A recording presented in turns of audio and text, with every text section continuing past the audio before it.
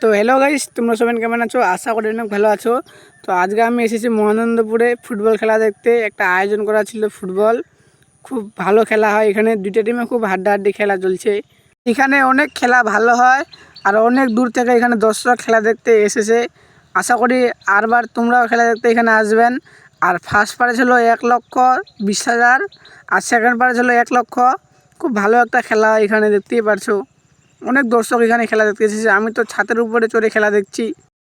খুব ভালো একটা খেলা হলো। তো ফাইনাল খেলা কালকে হবে। এখানে 2 দিন খেলা হয়।